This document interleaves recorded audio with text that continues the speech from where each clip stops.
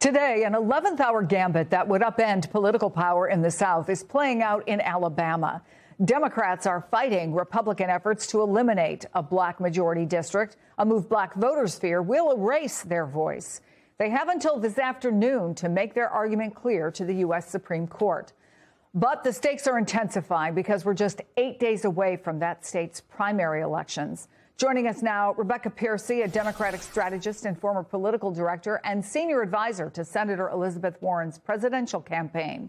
Lisa Rubin is MS Now's senior legal reporter, and Elise Jordan is a former aide to George W. Bush's White House and State Department and co-host of MS Now's The Weekend Primetime. So, Lisa, what is at stake here for voters and the candidates? Well, I think, first of all, what Alabama is trying to do is basically change what the playing field looks like very, very close in time to Alabama's own primary. Now, that's not that different than what we're already experiencing with Louisiana, which is as a result of the Supreme Court's decision earlier this month. Governor Landry in Louisiana has postponed that state's primary, and there is already litigation about whether it is permissible for him to do so. So I would say what's at stake right now, Chris, is not only the timing of the primaries, but what the playing field looks like, where voters are actually going to vote, what district they're going to be funneled into, and what choices they have, depending on which of these maps the Supreme Court tells Alabama it is or is not permitted to use. Very confusing. So, Rebecca, during a town hall last week, Democratic state lawmakers and civil rights advocates warned that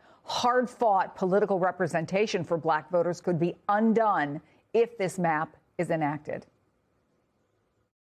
We must be reminded that civil rights is never secured permanently. I feel like you're ready to put me back in that cotton field again. Now, if I can't own the cotton field, I ain't trying to go back there. I'm sick and tired of messing it with us. I'm tired of them messing with us. Whether it's DEI or whether we're talking about affirmative action, all of these pieces to undermine the community. You can hear the exhaustion. Black voters in Alabama spent years fighting for a second district where they could have a meaningful voice in elections. Are the gains that are made at stake here, could they go away? Yeah, I think absolutely. I think Alabama is trying to return to a map that was struck because it diluted black voting power.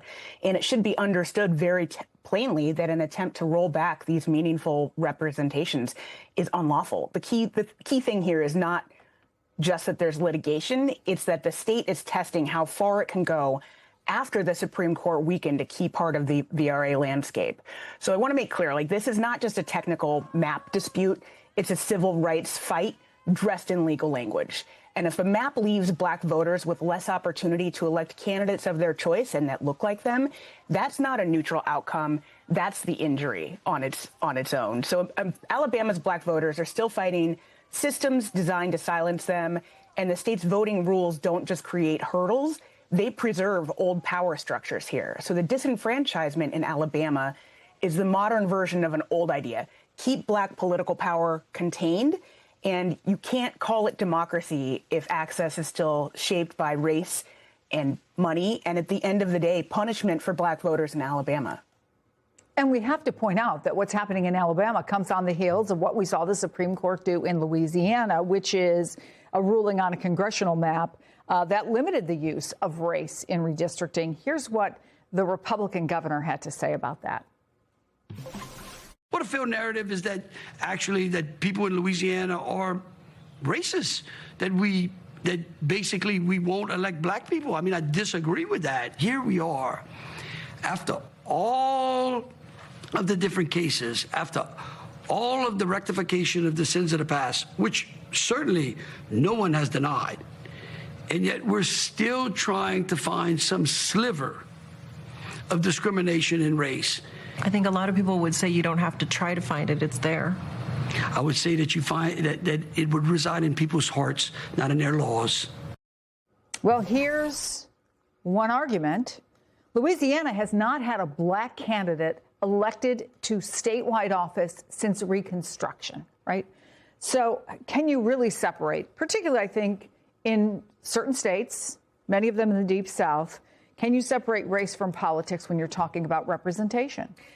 I don't think you can when you have the voting being so polarized along racial lines, essentially. And you have the bloc in the South that, you know, the white Dixiecrats until they became Republicans. And then you have black voters who consistently vote for the Democratic Party. And so you look at how the representation folds out, and Louisiana is a third black. So it's not quite enough for a majority. It's not quite enough in Mississippi, which I think is around 38%. So you end up, yes, the Supreme Court can argue that there are Jim Crow per se laws and minorities aren't being prevented from voting, but it still is a question of, is there equal representation? And what I don't understand with this fight right now is how you can literally upend a primary when absentee ballots might have already been started, and all these different places where, you know, ballot access, all of these in-depth minutia that goes into these local elections and the law. And I just don't understand how it can be done this quickly before midterms. Well, the timing is a key question, Lisa. I mean, when you're talking about potentially days from some of these folks going to the polls, I mean, do the courts take that into consideration? They absolutely do, and not necessarily in a way that benefits the folks that would like to advance the cause of black civil rights and the rights of blacks to choose the representatives of their own communities. And that's because the Supreme Court has something called the Purcell Principle. And it essentially stands for the idea that courts shouldn't intervene in elections and in electoral rules too close in time to an election. Now, here where Alabama is concerned, because the existing map is one that favors majority-minority districts, the court not intervening here and following its precedent would be a good thing. But we don't know if they're going to honor their past precedent. That should be enough. But at the same time, they've also just told us that using race in redistricting, except in the most impossible to meet circumstances, is unconstitutional in and of itself. So you've got sort of two threads of Supreme Court law in a collision course, Chris, with each other. One, the court saying we're not going to interfere with electoral rules late in the game. And two, the court just very, very recently saying race in redistricting is really not something that we can permit unless the people who want to create more opportunity can show that they can draw alternative maps that don't use race as a factor and meet every other criterion that the existing map makers have used, including party and protecting incumbents. That is a Herculean, if not impossible, task for any group of black voters in any of these states that want to ensure that black voters have an opportunity to fully and fairly participate in these elections.